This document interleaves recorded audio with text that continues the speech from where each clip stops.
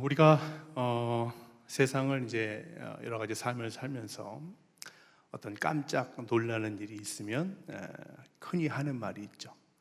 대박이라는 말을 보통 합니다. 이 대박이라는 말이 과거에는 이제 표준어가 아니어서 그냥 아이들이 흔히 쓰는 우리 일상생활의 이제 용어인 줄 알았는데, 제가 찾아봤더니 2000년대, 2010년도에서 14년도 사이에 국어 대사전에 표준어로 등록이 되어 있더라고요. 대박이란 말이.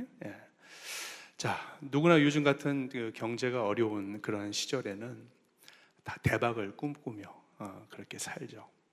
또 대박이라는 말과 똑같은 말이 있는데, 그것이 바로 이제 오늘 말씀의 제목처럼 이제 로또. 그래서 뭔가 좀 득템을 한다거나 좋은 일이 생기면 나 로또 맞은 것 같아. 너 로또 맞은 것 아니야? 라고 하는 그런 표현을 보통 쓰기도 합니다. 근데 오늘 성경을 보니까 로또에 당첨된 것 같은 한 사람의 이야기가 이제 등장을 합니다. 그 이야기를 한번 우리가 나누고자 하는데요. 예수님께서 이제 게네사렛이라고 하는 한 호숫가에서 말씀을 전하시다가 갑자기 그 옆에 있던 베드로의 배에 타겠다고 이제 베드로에게 말씀을 하셔요. 그러더니 배에서 타시고는 그 호숫가에서 살짝 좀 떨어져서 배를 좀 정박시켜라 라고 하는 그런 이야기를 합니다. 얼마나 멀리 떨어뜨린 것인지는 성경에 나와 있지 않지만 그렇게 멀리는 아니었던 것 같아요. 자, 그럼 우린 이런 의문이 들 수 있어요. 예수님의 목청이 과연 얼마나 크셨길래 굳이 호숫가에 있던 곳이 아니라 거기서 더 떨어져서 사람들에게 말씀을 전하셨을까? 자, 그런데 우리가 이 말씀을 볼 때 성경에 있는 한 배경을 한번 살펴볼 필요가 있어요. 갈릴리 호수는요, 저도 가보진 않았어요. 혹시 가보신 분들 계시는지 모르겠지만 갈릴리 호수는 호숫가가 해수면에서 약 한 210m 정도 아래에 있고, 그리고 그 주변은 이렇게 산으로 병풍처럼 이렇게 둘러싸여 있다 그래요. 자, 한낮에 태양이 비추면 산과 땅은 굉장히 뜨겁겠죠. 그런데 상대적으로 물인 호숫가는 기온이 낮을 수밖에 없어요. 자, 바람이라는 것은 찬 공기, 차가운 데서부터 따뜻한 곳으로 향해서 바람이 흐릅니다. 그래서 호숫가에 있던 찬 공기에 있었던 그 바람과 그 목소리가 바로 땅으로, 그러니까 청중들이 지금 서 있는 곳으로 자연스럽게 이동을 하는 거예요. 그래서 지금 호숫가에 있는 이 모습은 하나의 예술의 전당처럼 대극장과 같은 그런 자연의 한 특이한 지형이 되는 거예요. 그래서 예수님께서 뭔가를 말씀하시면 그것이 울려 퍼져서 그대로 전달이 됐다, 그런 얘기예요. 그러니까 예수님께서 호숫가에 조금 떨어뜨려 놔도 사실 목소리의 크기는 그렇게 큰 차이가 없었다는 그런 얘기예요. 그럼 왜 굳이 배를 타셨고 왜 굳이 호숫가에서 멀리 떨어뜨리게 하셨을까? 자, 이제 예수님께서 말씀이 이제 끝나셨어요. 근데 갑자기 예수님께서 말씀을 마치시자마자 베드로에게 얘기합니다. 야, 베드로야, 우리 고기 잡으러 가자. 고기를 잡아야 되긴 다 잡아야 되는데, 사실 이 대낮에 고기를 잡는 것은 사실은 베드로에게는 이해가 안 가는 일입니다. 자, 왜 그런 거 하니? 자, 성경에 보면 우리가 많이 들어서 알고 있지만 베드로가 언제 고기를 잡았어요? 헛수고했어요? 밤새도록 고기를 잡는데 헛수고했다고 나오거든요. 고기는 이 갈릴리 바다에서는 밤에 잡아야 돼요. 왜냐하면 조금 아까 말씀드렸지만 뜨거운 햇빛이 있기 때문에, 물론 호숫가가 물이기 때문에 차갑긴 하지만 그래도 그 호숫가의 표면은 데워집니다. 그래서 고기들이 찬 곳인 깊숙하게 더 들어가요. 그러니까 낮에는 고기가 잘 안 잡히고 밤이 되면 고기가 이제 위로 올라오는 거죠. 그래서 그물을 던져도 고기가 잘 잡히는 거예요. 그런데 베드로가 밤새도록 그렇게 고기를 잡으려고 이 베테랑 어부가 수고를 했는데도 고기를 못 잡았거든요. 근데 예수님께서 한 대낮에 야, 저기 가서 고기 한번 잡아봐라, 그물 내려봐라, 그러는 거예요. 자, 베드로가 어떻게 했어요? 예수님 말도 안 됩니다. 무슨 말씀을 그렇게 하십니까? 그랬어요? 아니죠. 예수님, 제가 예수님의 말씀에 의지하여 밤새도록 고기 잡는 거 실패했지만 오늘 예수님이 하신 그 말씀에 의지하여 내가 그물을 내리겠습니다. 이렇게 얘기해요. 자, 예수님의 마음에 딱 들었겠어요? 안 들었겠어요? 딱 들었죠. 야, 이것만 해봐. 그랬더니 딱 알겠습니다. 그러는 거예요. 자, 그런데 그것이 호숫가에서 그 배가 멀리 있지는 않았던 이유는 어디서 우리가 알 수 있느냐면 그 배에 예수님께서 고기를 잡으라고 그물을 내렸더니 배에 물고기가 가득 차도록 잡혔어요. 그랬더니 베드로가 성경에 보니까 손짓하며 그 호숫가에 있는 사람들을 불렀다고 그랬거든요.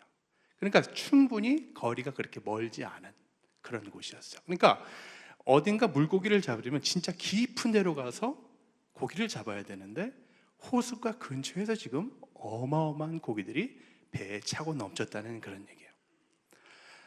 자, 여기가 바로 예수님께서 배를 타셨던 의도예요. 그게 바로 의도였어요. 자, 오늘날의 버전으로 얘기하면 이런 거예요. 자, 아까 로또 얘기를 했는데, 자, 수십 년 동안 여기저기 복권을 사러 다니는 어떤 한 사람이 복권을 잘 당첨되기 위해서 또 복권을 잘 당첨되게 하는 명당이 있잖아요. 명당을 다 찾아다녔는데 어디도 이제까지 수십 년 동안 한 번도 복권에 당첨이 된 적이 없는 거예요. 근데 예수님께서 야, 저기 광교에 있는 어디 복권 그 집 있어. 거기 한번 가봐. 근데 그 집은 유감스럽게도 한 번도 복권이 당첨이 되지 않은 것이죠. 근데 가서 하라 그랬더니 복권이 딱 당첨이 된 그런 거. 바로 그의 이 얘기예요, 오늘. 자, 이게 바로 이제 로또 맞은 인생이죠, 소위 말하면. 자, 그런데 이상한 일이 벌어집니다. 베드로와 그 지금 물고기를 잡았던 야고보와 요한은 소위 말해서 이렇게 복권이 당첨된 후에 그 당첨된 복권을 바로 버리는 그런 일을 하고 있는 거예요. 자, 며칠 전이죠. 한 4일 전에 미국의 일리노이주에서 그 미국의 파워볼이라고 하는 거기서 1등 당첨자가 나왔어요. 무려 44번째 회차 동안 1등이 당첨되지 않다가 갑자기 1등이 당첨이 돼가지고요, 얼마를 벌게 됐냐면 1조 4,700억 원. 놀라지도 않으시네요. 자, 1조 4,700억 원에 이제 당첨이 됐는데, 제가 이제 새우를 따져봤더니 새우 한 4천억 원 정도 되더라고요. 새우에도 여전히 큰 돈이죠. 자, 이런 복권에 당첨이 됐는데 그 복권을 버린다는 얘기예요. 자, 베드로의 지금 상황이 그렇다는 얘기예요. 물론 고기 잡는 거와 이 4천억 원을 비교할 수는 없지만 그 맥락이 비슷하다는 얘기예요. 자, 여기에서 버리실 수 있는 분, 내가 이런 복권을 당첨됐는데 버리실 수 있는 분 아마 없으실 거예요.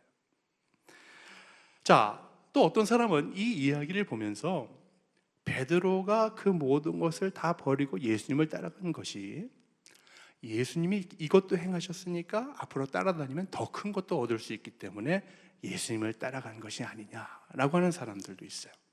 그런데 오늘 8절의 말씀을 보면 이렇게 돼 있어요. 시몬 베드로가 예수님을 보고 이르되, 예수님이 앞에 무릎 꿇고 이르되, 주여 나를 떠나소서, 나는 죄인이로소이다 라고 하는 이야기를 하고 있어요. 예수님을 따르려고 했던 것이 아니라 사실은 자신에게서 예수님께서 떠나기를 원했어요. 지금 내 앞에 당첨된 그 보이는 것보다 그 1등 당첨금을 만들도록 가능케 하신 그분을 따르면 더 얻을 것이라는 그 욕심이 아니라 지금 신 앞에 선 한 인간의 진실된 모습이 지금 나오고 있는 것이거든요. 신이라고 생각하니까 두려운 거예요.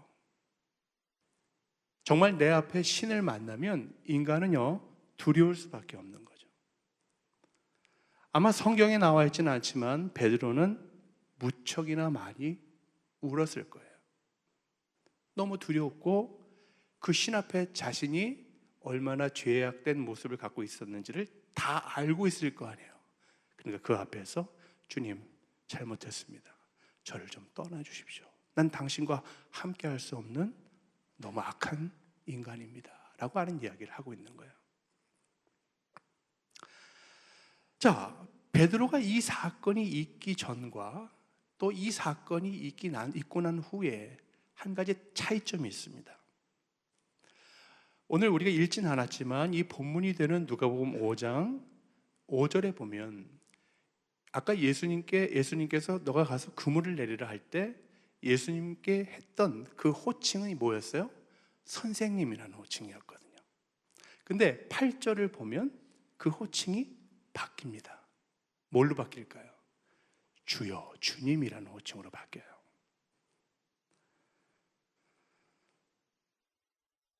그런데요, 고기를 잡기 전까진 그에게 아직 예수님은 좋은 말씀을 해주시는 하나의 선생님적인 차원에 머물렀지만 그 이후에 신을 만나서 이제 자신의 모든 인생을 좌지우지하시는 그분, 자연스럽게 호칭이 주님으로 바뀌는 거예요.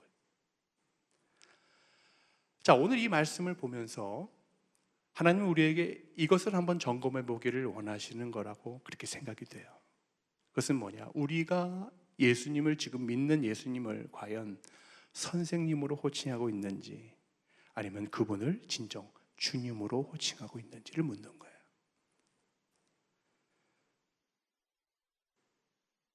내가 주님이라면 베드로처럼 내가 그 무엇도 바랄 수 없고 그 무엇을 요구할 수도 없고 다만 우리는 그 앞에서 무릎 꿇고 회개하고 저를 제발 살려달라고 하나님 앞에서 애원할 수밖에 없다는 얘기죠. 바로 이렇게 되어야 그분이 내 안의 주인이 되는 거예요. 신을 알아차린 인간, 신 앞에 선 인간의 그 모습을 바라보면 이전에 자신이 했던 모든 바램은 다 생각이 날 수가 없습니다. 오직 그 앞에 선 예수님 앞에 그저 엎드릴 뿐이죠. 이런 경험을 지금 베드로는 했기에 자연스럽게 자기도 모르게 주님이라고 하는 호칭을 예수님께 붙였던 거예요.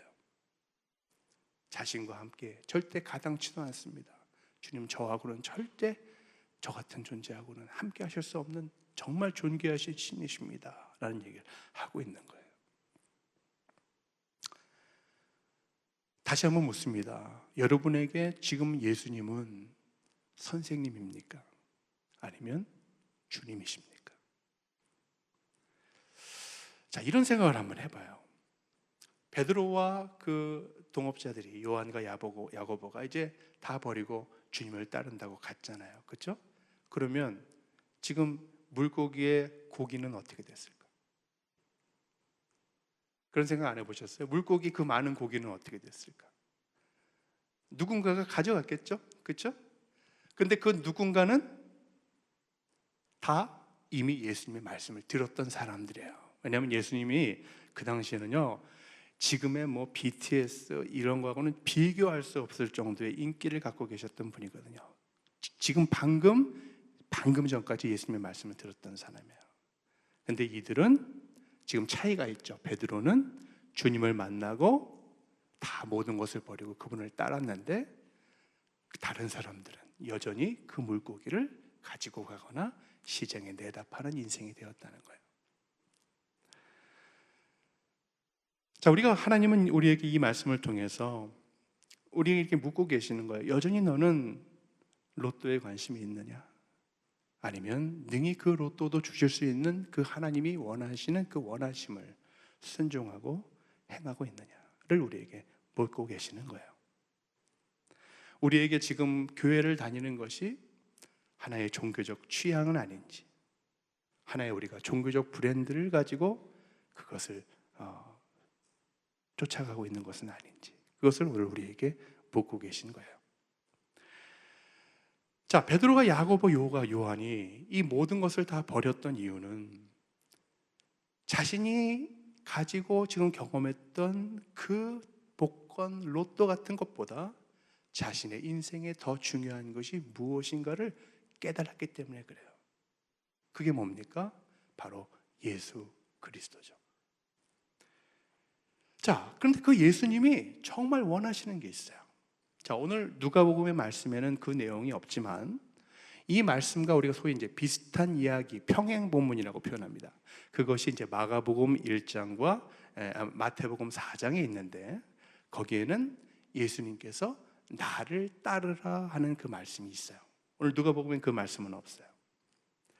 자, 예수님께서 정말 원하시는 게 뭐였냐면 나를 따르라, 내가 나를 따르라 하는 것이 주님이 원하시는 말씀이었어요. 자, 나를 따르는 게 뭘까요? 예수님께서 또 쉽게 말씀하셨어요. 그것은 사람을 낚는 것이라고 말씀을 하시는 거예요. 자, 이게 얼마나 중요한지, 그래서 우리도 어떻게 됐어요? 낚였잖아요. 그죠? 예수님께서 이 세상에서 가장 좋아하고 우리에게 원하시는 것은 뭐라고 했어요? 사람을 낚는 것이라는 거예요. 자, 오늘 말씀을 가만히 보면 예수님은 다 하실 수 있습니다. 뭐니 해도 머니가 제일 중요하다고 하는 오늘 같은 이 시대에 여러분이 예수님께 주님, 나에게 돈을 주십시오. 그러면 예수님이 주실 수 있어요, 없어요? 주실 수 있어요, 없어요? 있습니다. 여러분이 주님, 저에게 1조를 주세요. 그러면 1조 주실 수 있습니다. 믿습니까? 못 믿으시는 것 같아요. 하나님은 하실 수 있어요. 예수님은 하실 수 있습니다. 이 우주를 저에게 주십시오. 예수님은, 하나님은 하실 수 있습니다.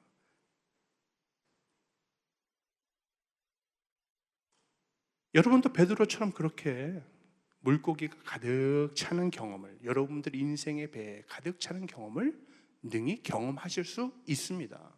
하나님께 요구하면. 그런데요, 예수님을 만나면 어떻게 된다 그랬어요? 그런 게 이제 절대 보이지 않는다 그랬죠. 그저 예수님 앞에선 나라는 하나의 인간으로서만 보이는 거예요. 돈이 많으면요, 돈의 가치입니다. 돈에 많으면요, 돈에 파묻혀서 예수님이 보이질 않습니다. 돈이 주인 되면요, 다른 것이 주인이 될 수 없습니다. 그래서 하나님도 네가 두 주인을 섬길 수 없다. 돈을 사랑하면 어떻게 돼요? 부자가 어떻게 돼요? 하늘나라에 가는 것이 낙타가 바늘길을 통과하는 것보다 더 어렵다 말씀하셨어요. 돈이 많으면 하나님을 섬길 수 없다는 것, 천국에 갈 수 없음, 불가능함을 얘기하는 거예요. 하나님께서 갑자기 돈이 많은데 데려가면 어떻게 해요? 아무 의미가 없죠. 그래서 돈을 이 땅에 쌓아두지 말고 하늘에 쌓아둬야 되는데, 베드로에게 있어서 물고기를 낚는 것이 과거에는 돈을 버는 것이었지만 예수님께서 생각하신 돈은 뭐예요? 그것은 사람이에요.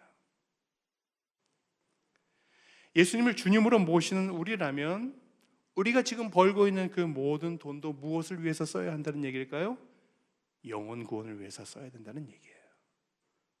그래야 재물이 하늘에 쌓인다는 그런 얘기를 하고 있는 거예요. 이게 바로 소위 말해서 거룩한 투자다라고 얘기할 수 있는 것이죠. 바로 하늘에 재물을 쌓아두라라는 것이 이런 의미입니다. 자, 누가 여러분에게 예수님을 증거했기 때문에 지금 여러분들이 여기 계시는 거죠. 그렇죠? 그분은 이미 증거하고 전도하셨던 그분은 이미 하늘에 재물을 쌓아두신 거예요. 여러분들이 이제 앞으로 누군가에게 복음을 전한다? 그럼 여러분들이 이미 하늘에 보물을 쌓아두신 거예요. 하나님을 믿으면 복음을 경험하고 기쁜 소식을 경험한다는 것이 바로 그 얘기예요. 이게 바로 소위 말해서 로또 맞은 인생이 된다는 그런 얘기입니다.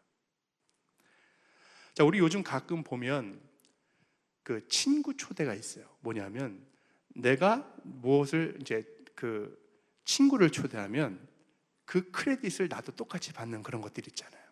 그죠? 내가 누구를 초대하면 나도 똑같은 그런 포인트를 받는 그런 것이 있잖아요. 바로 이와 똑같은 이치예요. 내가 복음을 누구에게 전하고 친구를 예수님에게 초대하면 나도 똑같은 크레딧을 똑같이 받는 거예요. 이게 바로 복음입니다. 복음을 전하면 나도 복음을 또 받는 거예요. 자, 마태복음 6장 19절에서 21절 말씀에 이런 말씀이 있어요. 너희를 위하여 보물을 땅에 쌓아두지 말아라. 땅은 도적이 있고 좀이 있고 그래서 안 된다. 저 영원한 하늘의 보물을 쌓아둬라. 네 보물이 있는 곳에 내 마음도 있는 것이기 때문에 그렇다라는 얘기를 하고 있어요. 자, 이 말씀이 맞다면 하늘나라엔 분명 우리들 한 사람 한 사람의 계좌가 있을 거예요. 요즘 계좌이체 많이 하고 계좌 막 수도 없이 돌아나는 이 말이 많은데 하늘나라에 여러분들의 인생 계좌가 있다는 얘기예요. 사람을 낚는 어부가 되면 세상의 그 어떤 것에 가치를 두지 않습니다. 예수님을 만나면 세상의 그 어떤 것도 더 이상 가치 있어 보이지 않습니다. 그러나 한 가지, 오직 영혼 구원에 있어서만 가치를 느끼게 돼요. 그래서 수많은 순교자들, 그래서 수많은 선교사들이 자신의 목숨을 버리고 목숨을 뒤로하고 모든 명예를 뒤로하고 복음을 전하러 가는 이유가 바로 거기에 있는 거예요. 2005년에 영화 가운데 End of the Spear, 우리나라 말로 이제 번역하면 창끝이라고 하는 그런 제목의 영화가 이제 상영이 된 적이 있어요. 그 창끝이라는 영화는 실화를 바탕으로 한 영화인데 그 이야기를 제가 한번 소개를 좀 드리고자 합니다. 1956년도 1월에 에콰도르의 한 부족의 그 땅에 5명의 미국인 선교사들이 이제 복음을 전하러 들어갑니다.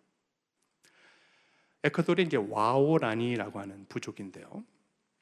자, 이 가운데는 이제 짐 엘리엇이라고 하는 한 선교사가 있었는데 이 사람은 그 당시에 나이가 이제 28. 그런데 이 사람이 명문대를 수석으로 졸업한 청년이었어요. 물론 결혼을 했지만. 근데 이제 그 모든 이제 것을 뒤로 하고 얼마나 뭐 그 당시에 명문대 출신이면 수석이면 얼마나 많은 좋은 자리가 보장이 됐겠어요. 그죠?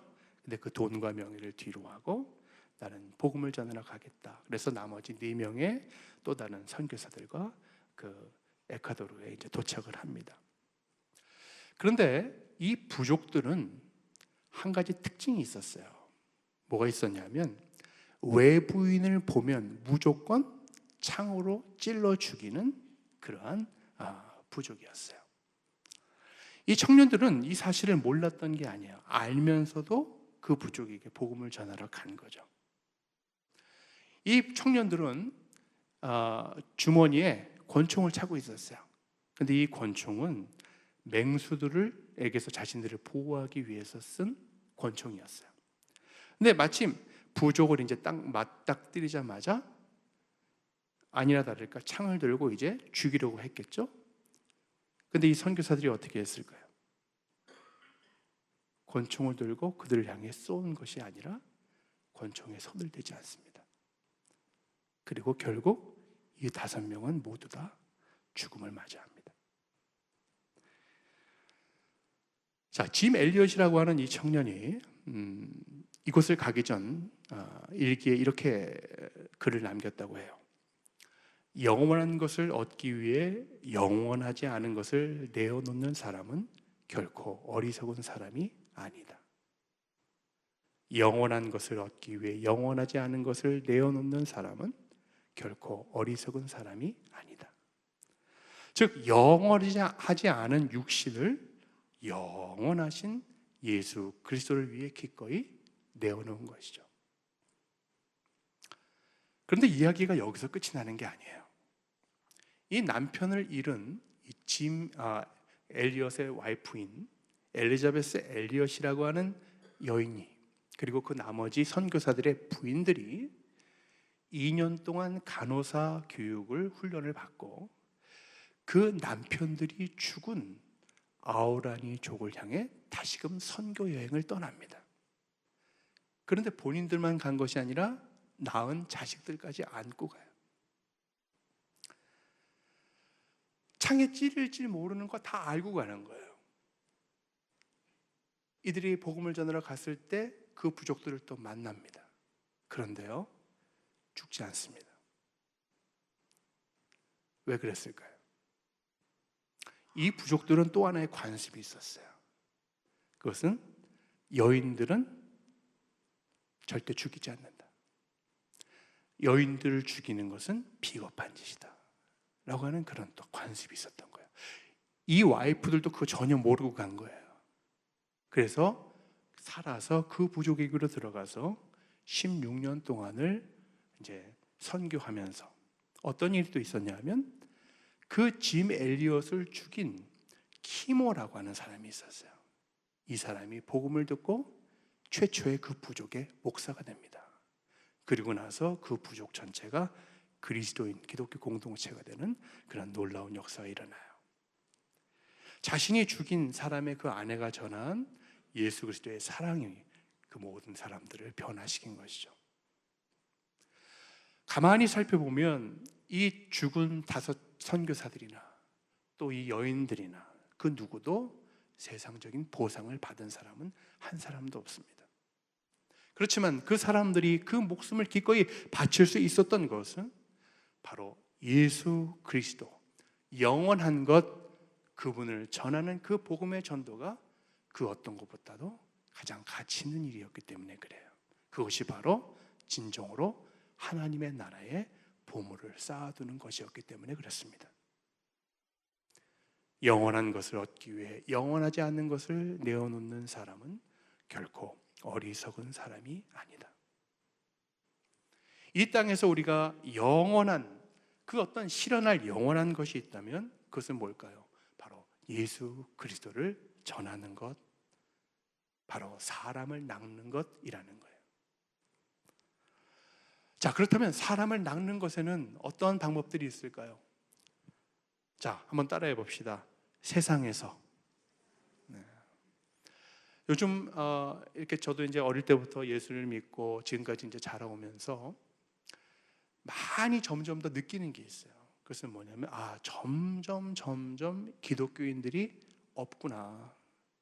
점점 시간이 갈수록 교회라고 하는 말이 사라지는구나. 점점 시간이 가면 갈수록 예수라는 말이 사라지는구나. 이런 걸 많이 느껴요. 아마 여러분도 마찬가지실 거예요. 교회는 커지는데 많은 교회들은요, 커지는 이유는 수평이동이라 그러잖아요. 새롭게 예수를 믿어서 교회가 커지는 것이 아니라 저 교회에 있던 사람이 이 교회에 오고 이렇게 해서 교회가 커진다는 거예요. 즉 우리 근처에 예수 믿지 않는 사람들이 무궁무진하게 많습니다. 여러분 직장생활 하시는 분들 다 아실 거예요.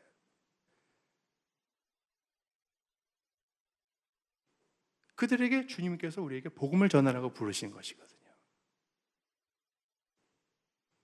그 한 사람이 있으면 그 한 사람을 위해서 기도하고, 그 한 사람이 교회에 나오면 교회에 나오면서 끝이 나는 것이 아니라 그 사람이 예수를 영접할 때까지 기도하고.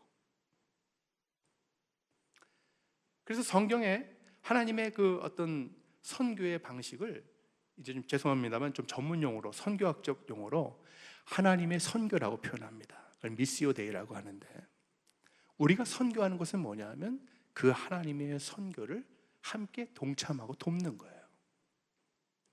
그래서 여러분들이 전도한다는 것은 뭐냐? 하나님의 선교를 내가 함께 돕는 거예요. 이게 바로 우리가 세상에서 해야 되는 전도입니다. 자, 2번째 따라해 봅시다. 교회에서. 교회는 왜 존재할까요? 예배하기 위해서, 친교하기 위해서 다양한 정의들이 있겠죠. 그러나 교회는 기본적으로 무엇을 위해서? 선교하기 위해서 존재하는 겁니다. 자, 예배 왜 드립니까? 오늘처럼 말씀을 왜 듣습니까? 왜 교회에서 친교합니까? 다 선교하기 위해서 그러는 거예요. 내가 선교하려면 교회에서 영혼의 어떤 갈급함이 채워져야 되잖아요. 내가 이 교회에서 예배를 드리면서 하나님의 은혜를 경험해야 되잖아요. 사람과 함께 친교하면서 그 모든 것을 경험해야 되잖아요. 그래야 내가 힘이 생기는 거 아니야. 왜 헌금합니까? 하나님의 선교를 위해서 그런 거예요. 하나님의 선교를 위해서 충전을 받으려면 그에 따른 물질의 모든 것들이 많이 필요해요. 헌금을 하는 이유는 바로 거기에 있어요. 교회는 그래서 전도의 연습 장소입니다. 예전엔 전도하면 말로만 해도 됐었어요. 근데 요즘은 안 돼요. 행함이 있어야 돼요. 아무리 여러분이 말로 전해도요, 이제는 사람들이 따라오지 않습니다. 그 행함을 연습하는 것이 교회예요. 그래서 교회를 다니다 보면 처음에 교회 나오기 전에는 교회는 거룩한 곳, 좋은 사람들만 있는 곳 이렇게 생각하지만 사실 교회를 나오다 보면 교회가 또 그렇지가 않거든요. 그래서 교인들이 어떤 곳이 어떤 교회가 거룩한 곳이지만 교회는 죄인들이 모이는 곳이에요. 그래서 은혜가 더 필요하기 때문에 그 은혜를 연습하고 또 사람들과의 그 관계 속에서 내가 그리스도인으로 전도하는 사람으로 다시금 새롭게 훈련되는 것이 교회라 그런 얘기죠. 자, 셋째, 따라해 봅시다. 가정에서.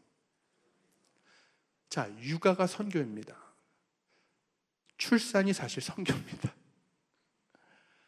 자, 왜 그러냐면, 자, 우리가 이제 아이들을 키우다 보면 신앙생활을 같이 하다 보면 아이들에게 굳이 예수 믿어 할 필요도 없어요. 자연스럽게 아빠처럼 엄마처럼 기도하고 하나님이 존재한다는 것을 알게 돼요. 선교한다는 것, 전도하는 것, 복음, 영혼 구원한다는 것 되게 어려운 일인데 집에서는 그게 그래도 괜찮게 잘 이루어집니다. 그래서 여러분들이 육아 얼마나 힘듭니까? 그죠? 차라리 밖에 나가서 직장 생활하는 게 낫지, 그죠? 육아하는 게 얼마나 힘들어요. 근데 육아하는 1시간당 하늘의 계좌에 수당이 있어야 해요. 왜냐하면 하나님의 복음을 자연스럽게 아이들에게 영향을 주기 때문에 그래요. 우리 나이 드신 어머님들, 아버님들 예수 잘 믿어야 돼 잔소리 하시죠? 잔소리 할 때마다 하늘의 수당이 있어요. 그게 바로 하늘의 보화입니다. 여러분들이 지금 다 하고 계시는 일이에요. 그래서 여러분들의 인생은 어떤 인생이에요? 지금 로또 맞은 인생이다 라는 그런 얘기입니다. 자, 우리 다 같이 따라해 봅시다. 세상에서, 교회에서, 가정에서, 자, 우리 가슴에 손을 얹고 나는 선교사다. 자, 또 따라해 봅시다. 하늘에 내 인생 계좌가 있고 선교하면 그곳에 보물이 쌓인다. 네. 오늘 말씀을 통해서 주님께서 이것을 깨닫기를 원하십니다. 그래서 가정에서, 교회에서, 세상에서 우리가 이 선교의 사명을 감당토록 하나님 오늘도 여러분을 부르시고 계셔요.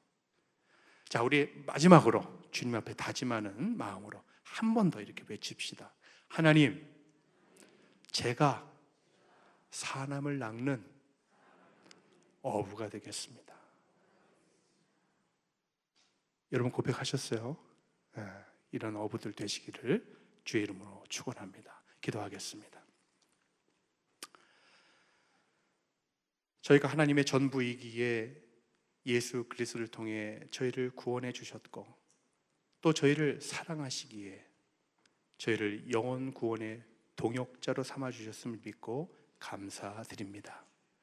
오늘 이 시간 선교가 하늘의 보물을 쌓는 것임을 깨닫고 사람을 낚는 선교의 사명을 감당코자 결단하였사오니 저희들의 목소리를 들으시옵소서.